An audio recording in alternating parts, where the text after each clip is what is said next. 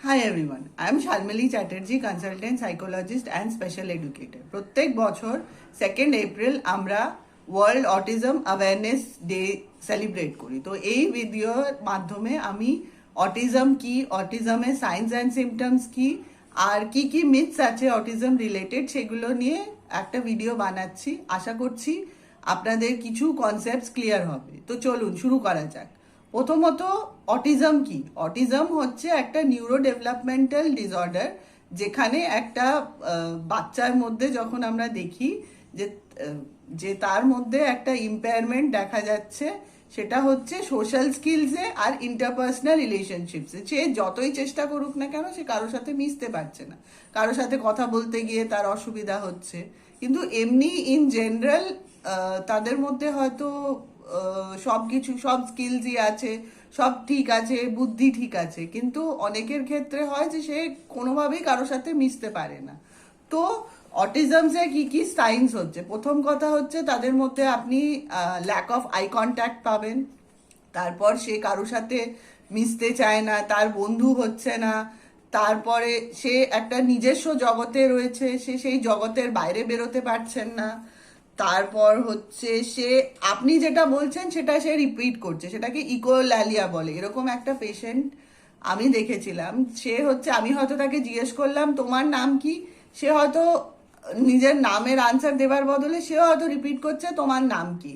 তাদের মধ্যে কিছু স্টিরিওটিপিক্যাল বিহেভিয়ারও দেখা যায়, সেটার মধ্যে হচ্ছে হ্যান্ড ফ্ল্যাপিং বা রকিং বা হেড ব্যাঙ্গিং, এই ধরনের বিহেভিয়ার আমরা দেখি। বা তার ফিয়ার রিলেটেড কোনো জিনিসই থাকে না। সে মানে ভয়ের হয়তো কোনো সিচুয়েশন হচ্ছে যে গাড়ি হয়তো পাস করছে, সে হুট করে বেরিয়ে গেল, যে গাড়িটা এসে তাকে ধাক্কা দেখবে সেই অ্যাওয়ারনেস তার মধ্যে নেই। তার আশেপাশে যারা রয়েছে সেই অ্যাওয়ারনেসটাও তাদের তাদের মধ্যে থাকে না। তারা নিজেদের একটা নিজস্ব একটা জগতের মধ্যেই আটকে রেখে দেয়। তাদের কোনো ইনঅ্যানিমেট অবজেক্টের প্রতি প্রচুর ভালোবাসা থাকে। তারা অনেক ক্ষেত্রে তারা মিউজিক এনজয় করে। তাদের আর কি আছে, আর সোশ্যাল প্লে থাকে না, তাদের সলিটারি গেমস এনজয় করে। তাদের অনেকের ক্ষেত্রে ডিলেড স্পিচ বা স্পিচ অ্যাবসেন্টই থাকে। তো এইগুলো কিছু সাইন্স অ্যান্ড সিমটমস, এগুলো আমরা অটিজমের মধ্যে দেখতে পাই। Cause is totally under research, এখনো তার উপরে কাজ চলছে। সো মিথস কি কি আছে? প্রথমত লোকেদের ধারণা হচ্ছে অটিজম একটা ডিজিজ, কিন্তু সেটা একেবারেই নয়। অটিজম একটা নিউরো ডেভেলপমেন্টাল ডিসঅর্ডার, যেটার মধ্যে মানুষের মধ্যে একটা সোশ্যাল স্কিলসে একটা ইম্পেয়ারমেন্ট দেখা দেয়।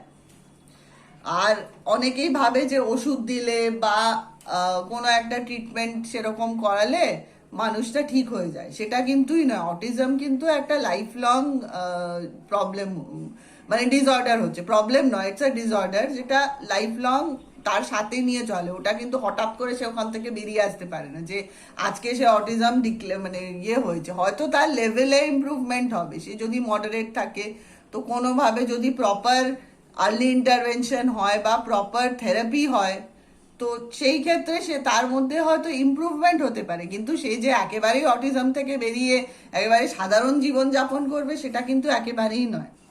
Vaccines cause autism, this is definitely not true. যে কোনো একটা ভ্যাকসিন নিলে, ছোট বয়সে আমি একটা ভ্যাকসিন দিলাম বাচ্চাকে, তার হঠাৎ করে অটিজম হয়ে যায়, সেটা কিন্তু নয়। তার মধ্যে হয়তো সেই প্রবলেমসগুলো আগে থেকেই নোটিস করা গেছিল, কিন্তু সেটা সামহাও ইগনোর করা হয়েছে।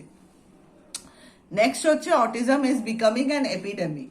সেটা মানে এখন লোকে বলে যে এখন তো ঘরে ঘরেই অটিস্টিক বাচ্চা পাওয়া যাচ্ছে, এখন সবারই মধ্যে কিছু না কিছু অটিস্টিক ফিচার্স রয়েছে। সেটা কিন্তু, হ্যাঁ, এখন কি হয়েছে, যেহেতু আমরা অ্যাওয়্যার হচ্ছি, কিছুটা লেভেল অবধি লোকেদের মধ্যে অ্যাওয়ারনেস বাড়ছে, যার জন্যে ইমিডিয়েটলি যখনই দেখছে যে এর মধ্যে কিছু প্রবলেম হচ্ছে, মা বাবারা তাকে হয়তো ডাক্তারের, পেডিট্রিশিয়ানের কাছে নিয়ে যাচ্ছে, পেডিট্রিশিয়ান তাকে হয়তো সাইকোলজিস্ট, সাইকিয়াট্রিস্ট বা স্পেশাল এডুকেটরের কাছে পাঠাচ্ছেন। সেখান থেকে তার আইডেন্টিফিকেশন হচ্ছে, তারপর আর্লি ইন্টারভেনশন সেন্টার্সে সে মানে করে তারপর তার থেরাপি স্টার্ট হচ্ছে। তো এই হিসাবে আগেকার দিনে হয়তো এতটা অ্যাওয়ারনেস ছিল না বলেই লোকে হয়তো জানতে পারতো না। তারপর হচ্ছে all autistic people have some saving skill. Savant মানে হচ্ছে তার ভেতরে কোনো একটা ইনবিল্ট স্কিল হয়তো প্রেজেন্ট থাকে, কিন্তু সেটা তো সব মানুষের মধ্যেই থাকে।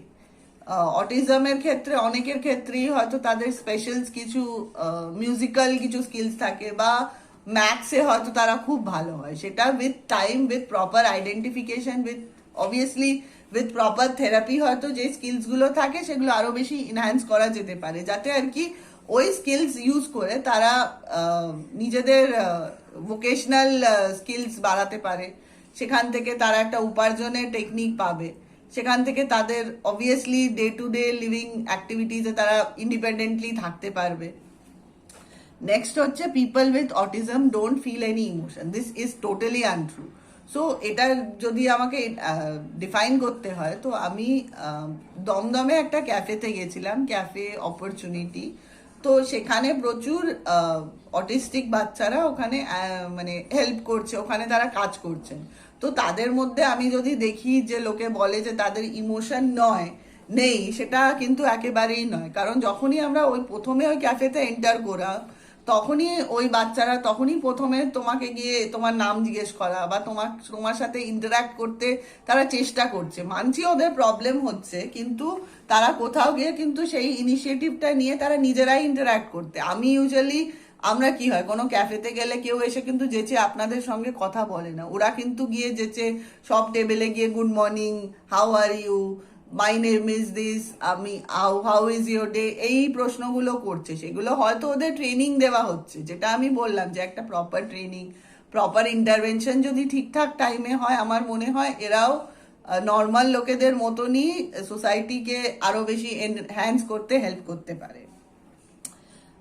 Autism people cannot learn, this is obviously untrue. যদি হ্যাঁ আপনি আপনার স্কিলস মানে সেই স্কিলসগুলোকে নেগলেক্ট করা হয়, তার প্রপার আলটিমেট ইন্টারভেনশন হচ্ছে না, সে বাড়িতে বসে আছে তো বসে আছে, তো অবভিয়াসলি সে লার্ন করবে না। কিন্তু যখন সে বাইরে পার্টিসিপেট করছে, মিশছে লোকেদের এই থেরাপি সেন্টার্সগুলোতে যাচ্ছে, অবভিয়াসলি তার স্কিল এনহ্যান্স হচ্ছে।